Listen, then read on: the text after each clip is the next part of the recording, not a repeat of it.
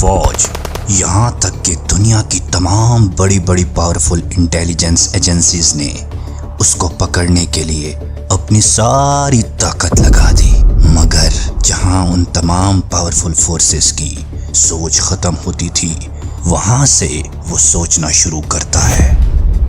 वो इन तमाम फोर्सेस की पहुंच से दूर, बहुत दूर जा चुका है, जहां उसे पकड़ना नामुमकिन है।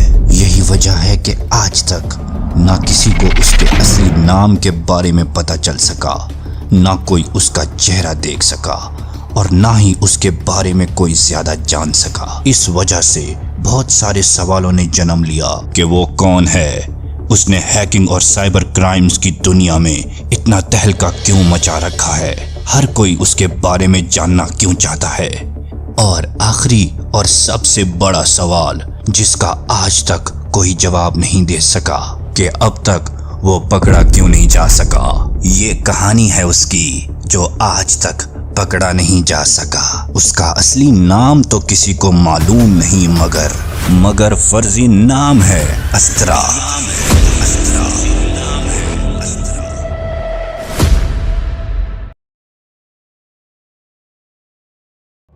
इस वीडियो में हम बात करेंगे कि अस्त्रा हैकर के वो 3 टॉप सीक्रेट्स कौन से हैं जिनकी वजह से अस्त्रा हैकर को आज तक कोई भी पकड़ नहीं सका और ना शायद आगे कोई पकड़ सकता है।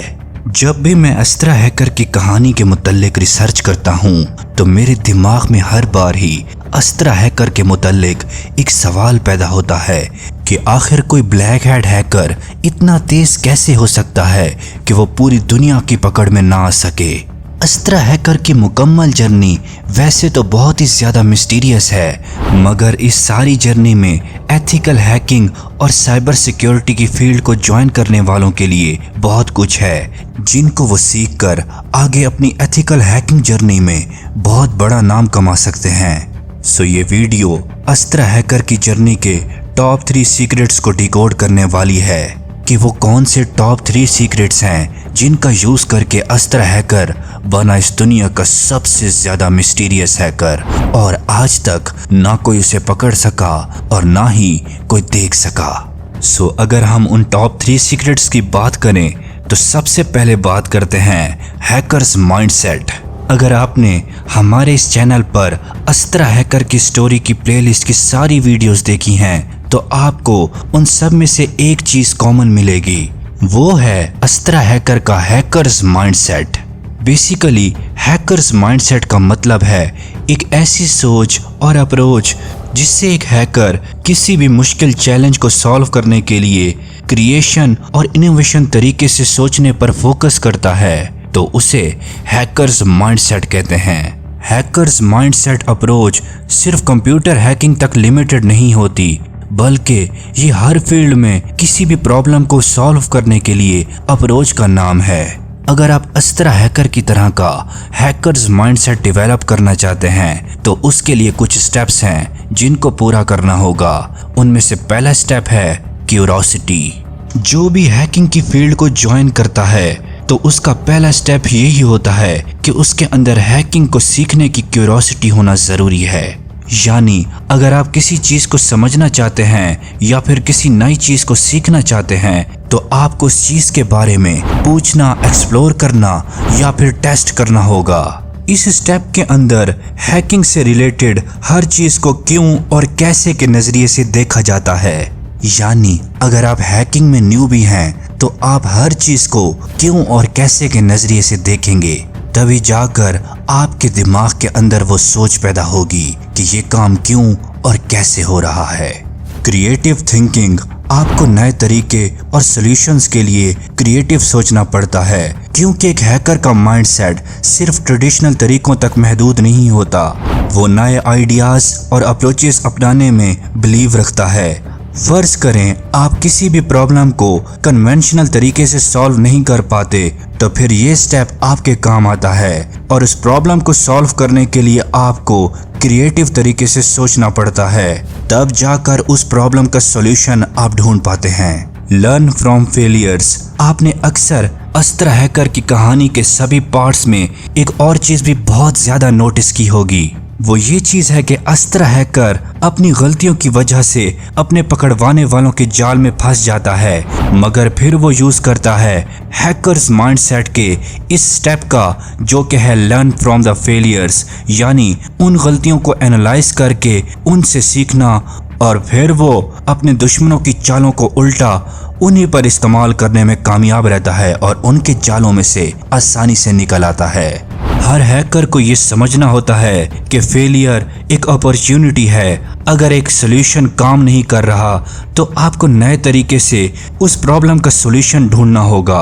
अपने पास्ट के फेलियर से हर इंसान सीखता है, और अगर आप एथिकल हैकिंग की फील्ड में हैं या आप प्रोग्रामिंग फील्ड में हैं तो आप इस बात से एग्री करेंगे कि फेलियर हार मानने का नाम नहीं, बल्कि फेलियर एक बहुत बड़ी मोटिवेशन का नाम है, जो कि आपको सक्सेसफुल बनाने पर मजबूर कर देती है। अब बात करते हैं अस्त्रा हैकर का वो दूसरा सीक्रेट कौन सा है जिसका यूज करके अस्त्रा हैकर किसी की भी पकड़ में नहीं आ सका। वो दूसरा सीक्रेट है गुड प्रोग्रामिंग स्किल्स। अगर हम अस्त्रा हैकर की जर्नी को डिकोड करें तो हमें ये पता चलता है कि एक प्रो और बेहतरीन किस्म के स्किलफुल हैकर होने के लिए प्रोग्रामिंग स्किल्स का होना कितना ज़रूरी है। आजकल जैसा कि हर बंदा ही एथिकल हैकिंग की फील्ड को ज्वाइन करना चाहता है, तो ज़्यादातर न्यूबीज को ये मशवरा दिया जाता है कि हैकिंग के अंदर प्रोग्रामिंग की इतनी ज़रूरत नहीं पड़ती, या कुछ लोगों को ये मशवरा भी दिया जाता है कि अगर आपने एक अच्छा हैकर बनना है तो अगर आपके प्रोग्रामिंग स्किल्स ज़ीरो भी हैं तो भी काम चल जाएगा। तो इस पर मैं यही कहूँगा कि अगर तो आपको एक स्क्रिप्ट किडी हैकर बनना है जो कि दूसरे हैकर्स का कोड और दूसरों के टूल्स यूज़ करता है, और आप अपने आप को सिर्फ छोटे मोटे हैकिंग अटैक्स परफॉर्म करने की हद तक रखना चाहते हैं, तो आप अपने प्रोग्रामिंग स्किल्स को बिल्कुल ही पॉलिश ना करें। लेकिन अगर आप अस्त्रा हैकर के फैन हैं और हैकिंग की दुनिया में अपनी अलग पहचान बनाना चाहते हैं और एक प्रो हैकर बनना आपका एम है, तो फिर आपके पास अच्छे प्रोग्रामिंग स्किल्स होना लाजमी है। क्योंकि इसकी सबसे बड़ी वजह यह है कि अगर आपके पास अच्छे प्रोग्रामिंग स्किल्स की नॉलेज होगी तो आप किसी भी प्रोग्रामिंग लैंग्वेज में लिखे हुए कोड के साथ खेल सकेंगे। बस आपको सिर्फ उस प्रोग्रामिंग लैंग्वेज के सिंटैक्स के बारे में पता करना पड़ेगा, जिसके बारे में पता लगाना अब एआई टूल्स के दौर में इतना ज़्यादा मुश्किल भी नहीं है। अब बात करते हैं अस्त्रा हैकर के उस थर्ड सीक्रेट की, जिसका यूज़ करके अस्त्रा हैकर आज तक कभी पकड़ा ही नहीं गया। वो सीक्रेट है हैकर्स एटीट्यूड। जब भी कोई हैकर किसी सिस्टम या नेटवर्क को अपना टारगेट बनाता है तो उसको अपनी हैकिंग स्किल्स पर मुकम्मल भरोसा होना चाहिए कि वो दुनिया के किसी भी नेटवर्क को हैक करने की ताकत रखता है, चाहे फिर उस हैकर के सामने दुनिया का सिक्योर से सिक्योर नेटवर्क भी क्यों ना हो, वो उसकी सिक्योरिटी को ब्रेक कर लेगा। इसे कहते हैं एक हैकर का पॉजिटिव एटीट्यूड। मैं समझता हूं कि अगर आप एक हैकर हैं और आपके पास इतने तगड़े हैकिंग स्किल्स नहीं हैं जिनका यूज करके आप किसी भी सिस्टम को हैक कर सकें, लेकिन अगर आपके पास एक हार ना मानने वाला चैलेंजिंग एटीट्यूड है तो आप किसी भी नेटवर्क की सिक्योरिटी को ब्रेक कर सकते हैं। सो ऐसा चैलेंजिंग एटीट्यूड पाने के लिए कुछ स्टेप्स हैं जिनको अगर फॉलो किया जाए तो यकीनन आपके अंदर एक हैकर्स वाला एटीट्यूड डेवलप हो सकता है। सो सबसे पहला स्टेप है problem solving attitude.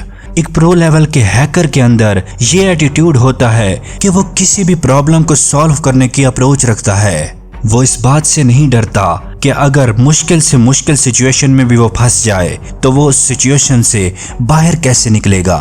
For example, अस्त्रा hacker की वीडियोस में आपने अक्सर देखा होगा कि कभी कभी तो वो ऐसी सिचुएशंस में स्टक हो जाता है जहां से निकलने का सवाल ही पैदा नहीं होता, लेकिन फिर भी क्योंकि उसके पास हैकर्स वाला एटीट्यूड है, जिस वजह से वो किसी भी सिचुएशन को अपने ऊपर हावी नहीं होने देता और अपनी वर्स्ट से वर्स्ट सिचुएशन के अंदर भी काम माइंड के साथ सोचता है, तो इस तरह से वो सिचुएशन से आराम से बाहर निकल आता है। कोई भी प्रॉब्लम चाहे कितनी ही बड़ी क्यों ना हो, उसका सॉल्यूशन जरूर होता है। बस एक हैकर को प्रॉब्लम से ज्यादा उसके सॉल्यूशन पर अपना फोकस रखना चाहिए और बगैर डिस्ट्रैक्ट हुए उस प्रॉब्लम को सॉल्व करना चाहिए। इसका अगला स्टेप है प्रेसिस्टेंस। एक हैकर को किसी भी सिचुएशन में गिव अप नहीं करना चाहिए। पता है हम हारते कब हैं, जब हम हार मान लेते हैं तो फिर कभी भी हम जीत नहीं सकते। अगर आप एक हैकर हैं और किसी भी बड़े सिस्टम को हैक करना चाहते हैं तो पूरे फोकस और नेवर गिव अप वाले एटीट्यूड के साथ उसके ऊपर हैकिंग अटैक परफॉर्म करने की कोशिश करें। और अगर पहली बार वो हैकिंग अटैक फेल हो जाता है तो दोबारा कोशिश करें। यूं आप अपनी इस कोशिश को बार बार करते रहें जब तक कि आप उस हैकिंग अटैक को सक्सेसफुली परफॉर्म करने में कामयाब नहीं हो जाते। तब तक आप अपनी कोशिश जारी रखें।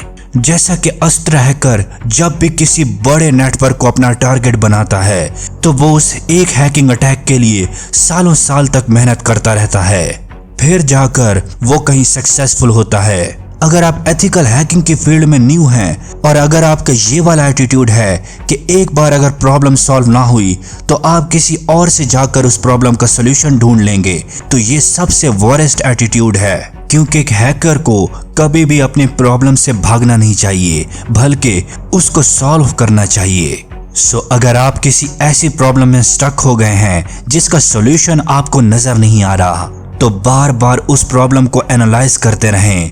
एक ना एक बार उसका सॉल्यूशन आपके सामने आ ही जाएगा। इन सारे स्टेप्स को फॉलो करने से आपके अंदर एक हैकर वाला एटीट्यूड डेवलप होगा जो कि आपके अंदर कॉन्फिडेंस पैदा करेगा कि आप किसी भी बड़े सिस्टम को हैक कर सकते हैं। सो अगर आप इस चैनल पर नए हैं और अस्त्र हैकर की स्टोरी के बारे में पहले नहीं जानते तो ऊपर हमारी अस्त्र हैकर की प्लेलिस्ट का लिंक आ रहा होगा, उस पर क्लिक करें और इस मिस्टीरियस हैकर की कहानी को जानें।